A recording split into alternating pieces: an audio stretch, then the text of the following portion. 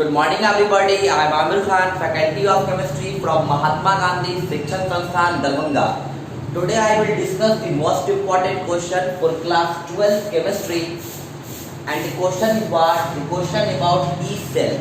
Actually student अब यहाँ पर आपको एक क्वेश्चन मिल रहा होगा E cell is positive और negative. E cell अब यहाँ पर क्वेश्चन हमारे दिख रहा होगा कि E सेल पॉजिटिव होता है कि नेगेटिव होता है। तो अगर हमको यहाँ पर टिक लगाने के लिए बोला जाए तो हम यहाँ पर टिक लगाएंगे किस पर? पॉजिटिव वैल्यू पर, ना कि नेगेटिव वैल्यू पर। तो याद रखना student, E cell is positive. E cell is what? E cell is positive. E cell हमेशा क्या होगा? E सेल हमेशा ना पॉजिटिव होगा। E सेल कभी भी नेगेटिव नहीं होता है। E cell is always positive. सबको ये बात समझ में आया? अब यहाँ पर एक सवाल होगा कि why E cell is positive? Why E cell is positive? Because as we know that E cell is the potential difference between the cathode and anode of the galvanic cell. जैसा कि हमें पता है स्टूडेंट कि E cell क्या है? तो E cell जो है ना पोटेंशियल डिफरेंस है किसके बीच का?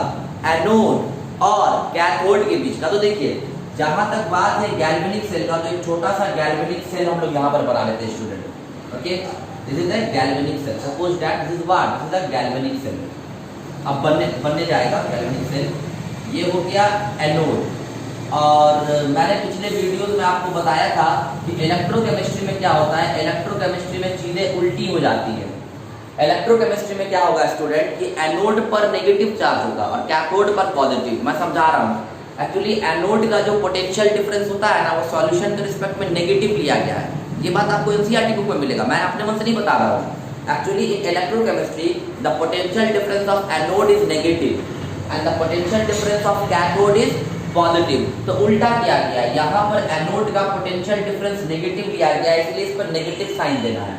और कैथोड की पोटेंशियल डिफरेंस पॉजिटिव लिया गया है, इसलिए इस पर पॉजिटिव साइन देना। ओके, और इसको कनेक्ट कर देते हैं किसी वायर से। सपोज दैट यहाँ पे एक बल्ब लगा देते हैं। ओके, और ये हमारा क्या हो गया? ये हमारा स्विच हो गया। और ये है मेरा गैल्वेनिक सेल। और गैल्वेनिक सेल जो है ना कनेक्टेड होता है किससे? गैल्वेनिक सेल बेसिकली कनेक्टेड होता है सॉल्ट ब्रिज से। समझ रहे स्टूडेंट? अब मेरी बात को ध्यान से सुनेंगे। अब देखिए ये सॉल्यूशन है आपको, ठीक है। अब एक बात हमेशा याद रखिएगा स्टूडेंट, कोई भी जो इलेक्ट्रोकेमिकल सेल होता है या गैल्वेनिक सेल होता है, तो अगर मान के चलिए ये रॉड अगर हम लिए है सिल्वर का, तो यहाँ पर सॉल्यूशन हम क्या लेंगे? सिल्वर बोलिए, सिल्वर सल्फेट लेंगे। क्या? AgSO4 का whole 2।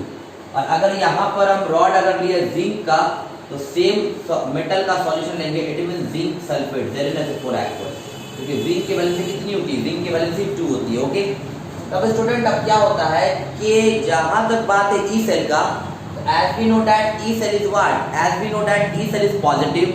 So why E cell is positive? Because when we switch on, the current is flow from positive terminal of the battery to the negative terminal of the battery. जब हम लोग switch को on करेंगे तो current flow करेगा battery के positive terminal से battery के नेगेटिव टर्मिनल तक। और उस सिचुएशन में क्या होगा स्टूडेंट? ये बल्ब ग्लो करेगा। बल्ब क्या करेगा? बल्ब ग्लो करेगा जब करंट फ्लो करेगा सर्किट में। तो कहीं ना कहीं हमें यह बात पता है कि current is flow from high potential to low potential. Current हमेशा स्टूडेंट ना हाई पोटेंशियल से लो पोटेंशियल की तरफ फ्लो करता है। Current is always flow from higher potential to the lower potential. तब उसके लिए तो जो पोटेंशियल डिफरेंस है सेल्स का, मतलब एनोड और कैथोड का, तो देखो सेल के बारे में हम लोग क्या पढ़ते हैं? तो cell is the pair of anode and cathode, है ना। एनोड और कैथोड का पेयर होता है सेल, और किसी भी सेल के थ्रू करंट तब फ्लो करेगा स्टूडेंट जब पोटेंशियल डिफरेंस मेंटेन रहेगा। तो E सेल पॉजिटिव क्यों करते हैं? E सेल पॉजिटिव इसलिए करते हैं ताकि सेल में एक पोटेंशियल डिफरेंस जनरेट हो, पॉजिटिव पोटेंशियल डिफरेंस। अब पॉजिटिव पोटेंशियल डिफरेंस जनरेट होने की वजह से करंट फ्लो करेगा सर्किट में पॉजिटिव टर्मिनल से नेगेटिव टर्मिनल की तरफ। सपोज कीजिए, मान के चलिए, हालांकि ऐसा होता नहीं है, but suppose that if E cell is negative.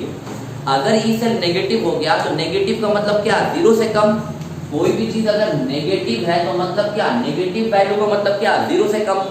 तो एक चीज हमको याद रखना है, यहाँ देखिए, अगर कोई चीज नेगेटिव है स्टूडेंट, तो नेगेटिव का मतलब क्या हो गया, जीरो से कम।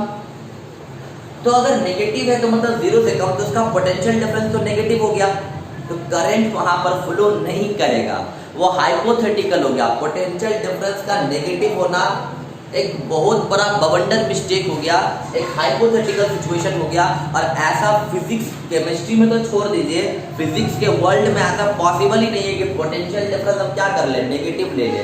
तो हर हाल में पोटेंशियल डिफरेंस को क्या होना है, पॉजिटिव होना है। और मैंने पिछले क्लास में बताया था आपको ई सेल के बारे में, और ई सेल का मैंने फॉर्मूला बताया था, ई रिडक्शन माइनस ई ऑक्सीडेशन, जिसको आपके एनसीईआरटी बुक में क्या लिखा हुआ है, जिसको आपके एनसीईआरटी बुक में लिखा हुआ है क्या, ई राइट माइनस ई लेफ्ट, क्योंकि राइट साइड में रिडक्शन होता है और लेफ्ट साइड में ऑक्सीडेशन होता है। लेकिन मैंने बताया था कि उसमें कई बार कंफ्यूजन हो जाता है, तो इसलिए ई सेल का फॉर्मूला क्या होगा, ई रिडक्शन माइनस ई ऑक्सीडेशन। और आपको एक चीज याद रखना है कि जो ई सेल होता है मतलब दो हाफ सेल के बीच का पोटेंशियल डिफरेंस, मतलब रिडक्शन हाफ सेल और ऑक्सीडेशन हाफ सेल का के बीच का जो पोटेंशियल डिफरेंस होगा वो ऑलवेज पॉजिटिव होना चाहिए, तभी करंट फ्लो करेगा।